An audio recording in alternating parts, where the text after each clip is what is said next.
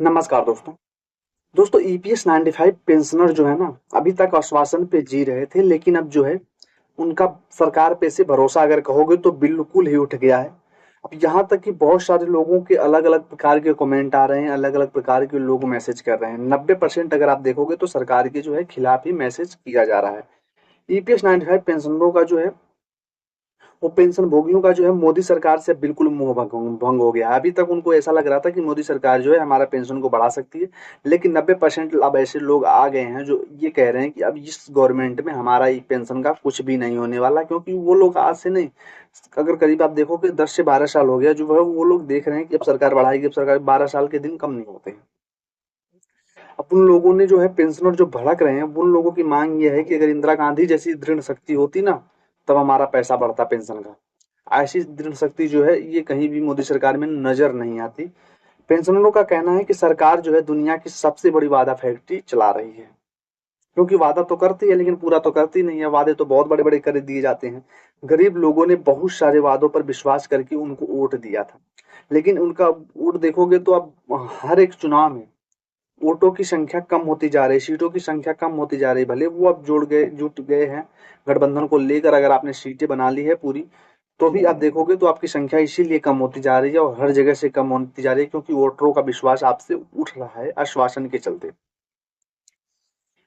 केंद्र सरकार पर भड़ास निकाल रहे हैं जो पेंशन भोगी हैं, वो अब केंद्र सरकार पर भड़ास निकाल रहे हैं। अब पेंशन भोगियों ने कुछ ऐसा कहना शुरू कर दिया जिससे लगता है कि पीएम मोदी से मोह भंग हो गया है।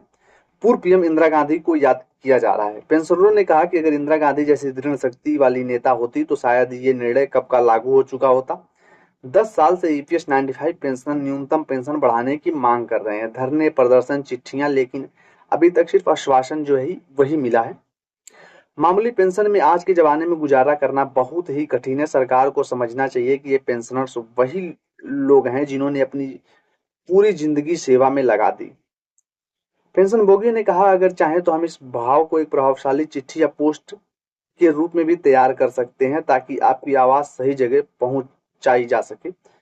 और दोस्तों, पेंशनर्स मुरलीधरन रावतियल ने कहा है कि केंद्र सरकार दुनिया की सबसे बड़ी वादा फैक्ट्री चला रही है। गरीब लोगों ने बहुत सारे वादे पर विश्वास करके सरकार को वोट दिया, अब वे पीड़ित हैं। इसीलिए हर चुनाव में लोकसभा की सीटें जो है कम होती जा रही हैं। पिछले 10 सालों में वे दूसरी की गलतियों की जोर शोर से उछालने के अलावा कुछ नहीं कर पा रहे हैं। केंद्रीय एजेंसियों का इस्तेमाल करके उन्हें गिरफ्तार करके जेल में डाल दिया, तो गरीब बेकार वरिष्ठ नागरिकों के बारे में क्या ही सोचेंगे। इसीलिए पेंशन बढ़ोतरी की उम्मीद अब ना ही करें तो अच्छा है, इस प्रकार से उनका कहना है।